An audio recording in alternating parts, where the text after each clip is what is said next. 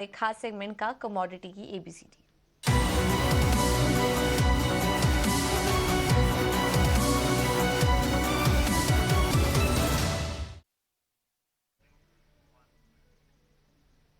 और इस सेगमेंट में हमेशा की तरह हम आपके लिए लेकर आते हैं कमोडिटी मार्केट की छोटी छोटी बारीकियां जो कि आसान भाषा में हम आपको समझाने की कोशिश करते हैं।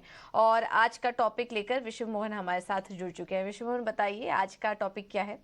आज हम बात करने वाले हैं कमोडिटी की एबीसीडी में जीरे की, क्योंकि जीरा एक काफ़ी एक्टिव कॉन्ट्रैक्ट पिछले एक हफ्ते से साबित हुआ है और महीने भर में बात करें तो 11% तक की तेजी यहाँ आ चुकी है और रिकॉर्ड स्तरों पर भाव पहुंच चुका है।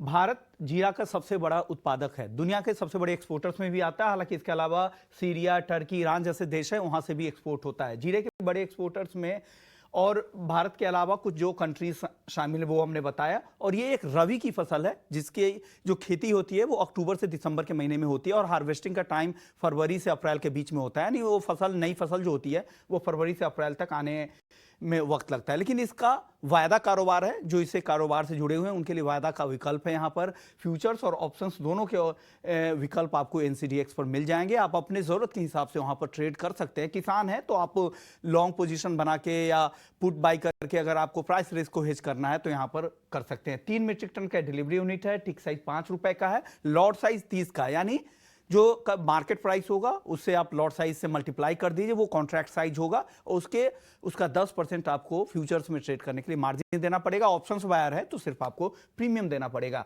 अब इसकी अनिवार्य तौर पे डिलीवरी दी जाती है। अगर आप पोजीशन को एक्सपायरी तक नहीं काटा तो एक्सपायरी के अंत में आपको डिलीवरी लेनी पड़ेगी। पूरे कॉन्ट्रैक्ट का यहाँ पर पैसा देकर डिलीवरी लेना पड़ेगा।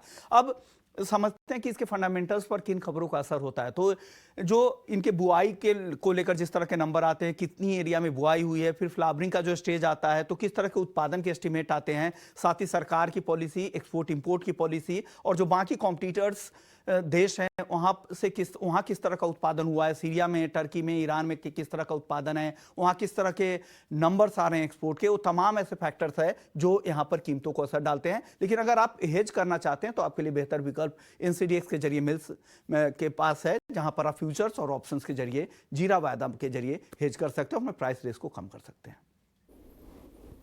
ठीक है, तो जीरे को लेकर आपको जानकारी दे दी है विश्व मोहन ने, और किन खबरों का असर होता है, भारत की स्थिति क्या है और आप इसको कैसे ट्रेड कर सकते हैं, ये भी आपको विश्व मोहन ने बताया है।